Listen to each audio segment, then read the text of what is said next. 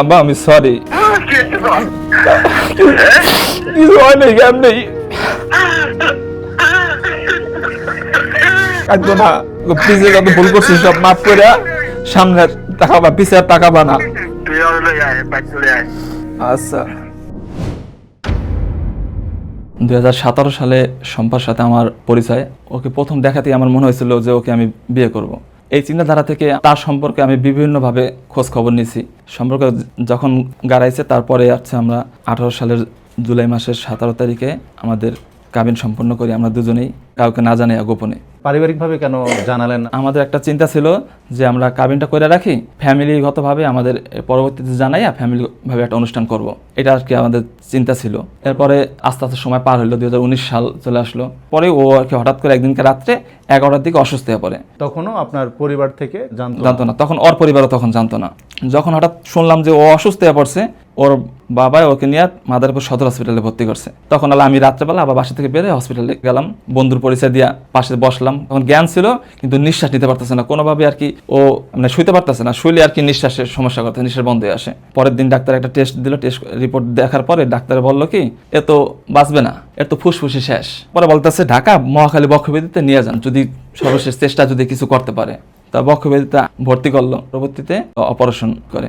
মানে যখন অপারেশন হবে তখন আমার আব্বু আম্মু ভাই ছিল, আসলে কি আমি কই আব্বু আমি বাঁচবো কিনা আমি জানি না, আল্লাহ যদি হায়াত দেয় আমি বাঁচবো, কিন্তু তোমাদের মাঝে আমি অনেক বড় একটা ভুল কাজ করছি। কয় কি করছো? আমি কি রাসেল কিন্তু আমার বন্ধু না। কয় কি হয় রাসেল তোমার? কয় রাসেলের কিন্তু আমি বিয়ে করছি বাবা, প্রায় 1 বছর 4 মাস চলে, তোমাদের বলি নেই। কেন বলি নেই? ভাবছি যে আমরা ফ্যামিলিগতভাবে করবো। আব্বু কাকি যা আর হয়েছে আল্লাহ তোরে বাঁচায় রাখুক, বিয়ে করছ কোনো ব্যাপার না, আল্লাহ তোরে বাঁচায় রাখুক। আর অপারেশনের এখানে হচ্ছে আপনার 36টা সেলাই, আর ভিতরে যে আপনার ফুসফুসির থলিটা ছিল ওখানে আরো 36টা সেলাই।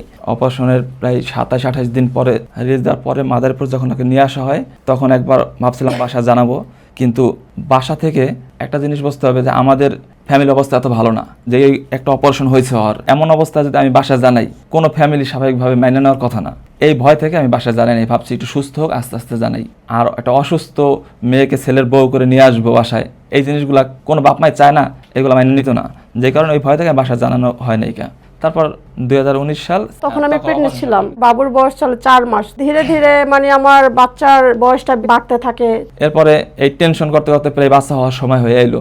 এদিকে শ্বশুর বাড়ি থেকে মানে আমার বাড়িতে জানাইতে চাইতেছিল, কিন্তু তখন আমি ভয় পেতেছিলাম যে ওই পিসের ভয়টা আবার কাজ করতেছে, এই সমস্যা নিয়ে কি আমার বাড়িতে মাইনা নিবে, এটা কারো বাড়িতে মাইনা নেওয়াটা সম্ভব না। আর আমার ওই ভয়টা কাজ করতেছিল যে এই অবস্থা যদি জানায় তখন তো না জানি অন্য কোনো ব্যবস্থা নেই, এটা ছাইড়া দেওয়া লাগে, এই ভয়ের থেকে আমি জানাইতে মানা করছি। এরপরে যখন বাচ্চা হওয়ার সময় হয়ে গেল, তখন ডাক্তার তো বলছিল এর বাচ্চা হওয়ার সময় সিজারের সময় একে কোনো মতেই জেলা শহরে রাখা যাবে না, এমন কোনো হসপিটালে একে রাখতে পারবেন না যেখানে আইসিইউ নাই। সেক্ষেত্রে আমি তারপর ঢাকা নিয়ে আসলাম, তখন আমি বাসা জানাই নাই। আমি একটা চাকরির কথা বইলা বাসা থেকে বের হয়েছি, ঢাকা এসে হচ্ছে আমি তারপর ঢাকা মেডিকেলে নিলাম, নেওয়ার পরে আইসিইউ রেডি রাখলো, আইসিইউ প্রস্তুত রাখা, এরপর ওর সিজার কমপ্লিট করলো। সরকারি হসপিটালে হিসাবে খুব ভালো সার্ভিস দিছে, সুস্থ মতো আমার বাচ্চা হয়েছে।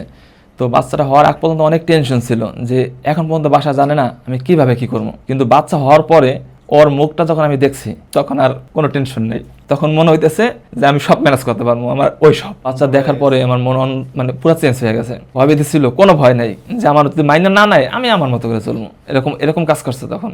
এরপরে আমি আমার নানুকে ফোন দিলাম, নানুর কাছে সব খুলে বলার পরে নানু প্রথম ব্যাপারটা শোনার পর একটু হতভম্ব হয়ে গেছে যে এরকম ব্যাপারগুলো লক্ষে 2-1টা, বাচ্চা হওয়ার পর বাসায় জানে এই ব্যাপারটা লাখে 2-1টা। তারপর নানু, ছোট মামা, মেজো মামা সবাইকে নিয়ে ম্যানেজ করে আমার বাসায় গেল ওই রাত্রি। আমার বাবা মার কাছে সবকিছু খুলে বললো, আমি তখন ঢাকায়। খুলে বলার পর মাইনা তো এটা নিবেই না, কোনো মতেই মাইনে নিবে না।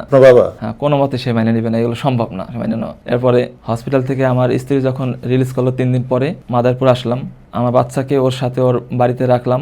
রাখার পর আমি আমার ছোট খালার বাসায় গেলাম, বাসায় যাবার ছোট খালায় আমার বাড়িতে উঠাই দিয়েছে। জাস্ট এতটুকু বলছে যে যাওয়ার হয়েছে ওর সাথে কোনো চিল্লাচিল্লি জানি না করে, মানে আমার সাথে জানি কোনো রাগারাগি না করে, এই পর্যন্ত থাক। আমি বাড়িতে যাওয়ার পর আমার সাথে কোনো রাগারাগি করে নাই। বাবা বাবার মতো রয়েছে, আমি আমার মতো। আমাকে কিছু বলছে না, কিন্তু আমার বউ বাচ্চা বাসায় উঠাইবে না, কারণ আমাকে আমার নানু, ছোট খালা এরা বুঝে দিয়ে গেছে, যে কারণে আমাকে কিছু বলতে পারতেছে না, কিন্তু আমার বউ বাচ্চা তারা মেনে নেবে না। এভাবে করতে করতে প্রায় 10 মাস কাটা যায়। এখন আমার অবস্থা এমন তখন যে আমি তো বেকার, আমার কাছে কোনো টাকা পয়সা নাই। শেষে আমার এক ফুফাতো ভাই আমার বউ বাচ্চাকে নিয়ে আমার বাড়িতে উঠাই দেয়। তখন আমার বাবার সাথে অনেক রাগারাগি কইরা আমার বাড়িতে রাখছে। 10 মাস পর বাড়িতে উঠাইতে পারছি, কিন্তু আমার বাবা তখন তো আমাদের সাথে কথা বলতেছে না, সে তো রাগ।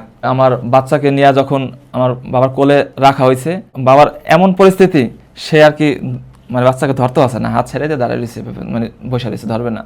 তারপর থেকে আরেকটা অশান্তি তৈরি হয় যখন আমার ওয়াইফ ওই বাসায় আমার বাড়িতে যখন অসুস্থ, যে অপারেশন হয়েছে, এখন সিজার, এমন অবস্থায় কোনো কাজবাজ করতে পারতেছে না।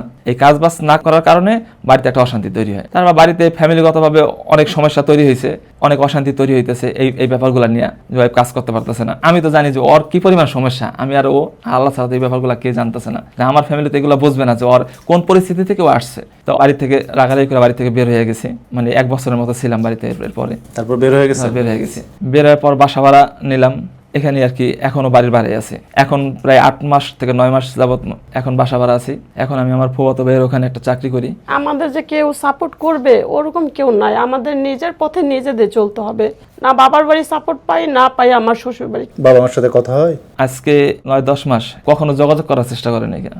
আমি ভাবছি আমার বাবা মা সাইড আরেক বাবা মার কাছে গেছি, কিন্তু তারা বোঝে না। তারা মানে আমার যেটা ভালো ওইটা দেখে না, যেটা আমার নেগেটিভ ওইটা হলো তারা খুদলাই বের করে। ঠিক আছে, আমার বাবা রাগ। মার একটা কথা আছে যে আমি গেলে তোর বাবা আমার সাথে রাগারাগি করবে। সারাদিন তার বাবা বাসা থাকে না, বেশি দূর দূরে না। আমি বললাম তো 10 টাকা অটো ভাড়া, বাপের বাড়ি থেকে আমার যেখানে থাকে 10 টাকা ভাড়া, কিন্তু এখন পর্যন্ত দেখতে তো আসলে দূরের কথা, ফোনের যোগাযোগও নেই। আপনি পরিবারের বড় সন্তান, আমি পরিবারের বড়। বাবার সাথে আপনিও ফোন করেন না বাবাকে? ফোন দিলে তো আমার ফোন রিসিভই করবে না। আপনার বয়স যথেষ্ট বয়স হয়েছে, আপনি একজন পুরুষ মানুষ, যে কোনোভাবে আপনার নিজের সংসার বা আপনার বাবার দেখভাল করার দায়িত্ব কিন্তু আপনার। অবশ্যই আপনার বাবা যে কারণেই কষ্ট পেয়ে থাক না কেন, সেটা সঠিক হোক কিংবা ভুল, আমরা সেই কথাই যাব না। তো আজকে যেহেতু আমাদের স্টুডিওতে এসেছেন, আমরা এতটুকু আপনার কাছে আশা করব আপনি আপনার বাবাকে সরি বলে, যতটুকু খারাপ বিহেভিয়ার করে থাকেন বা না থাকেন, বাবা মা আপনার থেকে কষ্ট পেয়েছে, এটা তো সত্য, তো এটার জন্য সরি বলে নতুনভাবে আবার পথ চলা শুরু করবেন কিনা। আমি তো সেই ভুল বুঝা, সেই ভুল বাদ দিয়ে আমি আবার বাসা উঠছিলাম। আমরা কিন্তু আবার বাসা উঠছিলাম, ওইটাতে আবার 1 বছর ছিলাম। আপনার বাবা মার কারণে আপনি দুনিয়াতে এসেছেন। অবশ্যই অবশ্যই। আমরা বাবা মায়ের দোষ না খুঁজে, বাবা মায়ের ভুলের চিন্তা বাদ দিয়ে, আপনি যতটুকু ভুল করেছেন সেই কারণে বাবার কাছে তো একটা সরি বলতে পারেন। এই বলে মন খারাপ করছেন যে আপনার বাবা মা কেন আপনার সন্তানকে দেখতে আসে নাই। আপনার বাবা মাও কিন্তু আপনার প্রতি সেম মন খারাপটা করতে পারে, যে আমার সন্তানকে আমি মানুষ করলাম কিন্তু আমার সন্তান আমাদেরকে দেখতে আসে না এখন আর। তো এই মন খারাপ কিন্তু তাদেরও থাকতে পারে। আমাদের পরামর্শ, আমাদের স্টুডিওর পরামর্শ জাস্ট এতটুকু আশা করব যে বাবা মার দোয়া জীবনের জন্য অনেক বেশি প্রয়োজন। আপনি আপনার দিক থেকে তাদের কাছ থেকে সরি বলে, তাদের কাছ থেকে মাপ চেয়ে, যে আপনি বিয়েটা করেছেন বাবা মায়ের অমতে, এটা তো অন্যায়। আপনি একটাই ছেলে, তাদের অনেক স্বপ্ন ছিল ছেলেটাকে একটা দেখে শুনে বিয়ে দিবে, সেখানে আপনি বিয়ে শাদীর সময় তো বলেননি, কখন শুনেছে যখন আপনার সন্তান হয়েছে। তো তাদের মেন কষ্টটাই তো এখানে। তো আমরা কোনটা দোষ কোনটা গুণ সেটাতে যাচ্ছি না, আমরা চাচ্ছি আপনি বাইরে থাকেন কিংবা একসাথে থাকেন, পরিশ্রম করেন, কষ্ট করেন, কিন্তু বাবা মার দোয়াটা সাথে নেন। তাদেরকে কষ্ট দিয়ে আপনার রেজাল্ট সিটে ভালো কিছু আসবে না। এই কথাটাই আমার মেয়ে, আজকে আমি যখন গাড়িতে আসতেছিলাম তখন আমার ছোট মেয়ে মাত্র 6 বছর, মেয়ে বলতেছে, বাবা আমাদের যদি অনেক টাকা পয়সা হয় তুমি কি আবার আমার দাদু বাড়ি যাবা? তার মনে এই প্রশ্নটা কেন, টাকা পয়সা কেন আসছে এটাই বলতেছি। এই টাকা পয়সা হচ্ছে মূল কারণ। যদি আমার টাকা পয়সা থাকতো, আমার যদি এই সামর্থ্য থাকতো, মানে পুরো ফ্যামিলি চালানোর মতো টাকা পয়সা দিয়ে আমার ফ্যামিলি চালাতে পারতাম, তাহলে এই যে বাড়ি থেকে বের হয়েছি, এই বের হওয়াটা আমার হওয়া লাগতো না। এই হওয়ার মূল কারণ হচ্ছে ওইটাই যে আমার সামর্থ্য নাই, আমি একটা ব্যর্থ সন্তান, আমি এত বড় হয়েছি এখন পর্যন্ত আমি সেরকম একটা কর্ম করতে পারতেছি না, যেই কর্ম কইরা আমি আমার ফ্যামিলিরে ভালোভাবে চালাইতে পারবো। এটা আমার মেয়েও বুঝতে পারতেছে। নিজেকে প্রতিষ্ঠিত করার এতটুকু দায়ভার তো আপনাকে নিতেই হবে, আপনি পরিবারের বড় এই জন্য আমি চাই, আমি তো আমার বাপ মা কখনই ফালাবো না। আমি এখনো বলি, আমি আগেও বলছি, আমি আমার বাপ মা কখনই ফালাবো না। আমি চাইতেছিলাম যে আমার একটু আল্লাহ জানে আমার এতটুকু তৌফিক দেয় যে আমি আমার ফ্যামিলি নিয়ে একসাথে থাকতে পারি, তখন আমি বাড়িতে ব্যাক করবো। এই চেষ্টাটাই আছি যে আমার আল্লাহ জানে আমার এতটুকু সামর্থ্য দেয় যে আমি আমার ফ্যামিলি নিয়ে, বাপ মা নিয়ে একসাথে আমার বাবা নিয়ে থাকতে পারি। তারপরও আমরা চাইবো বাবার সাথে আজকে একটু কথা বলেন। হ্যালো, আসসালামু আলাইকুম। ওয়ালাইকুম আসসালাম। কি অবস্থা, ভালো আছো? হ্যালো, আছি আলহামদুলিল্লাহ, আছি আল্লাহ রাখতে ভালো। তো শরীর আছে ভালো? হ্যাঁ আছে ভালোই। হ্যাঁ আব্বা, কি অবস্থা? আব্বা আমি সরি। কি হয়েছে কল? কি হয়েছে কল? কিছু হয় নাই, জ্ঞান নেই।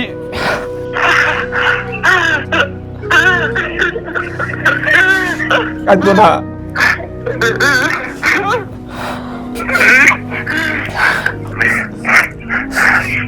কি অবস্থা, তোমার শরীরটা আছে ভালো? আজকে আল্লাহ রাখতে হবে। আজকে তোমার নাতি কি কয় জানো, কয় কি বাবা তোমার টাকা পেলে দাদু বাড়িতে যাইও।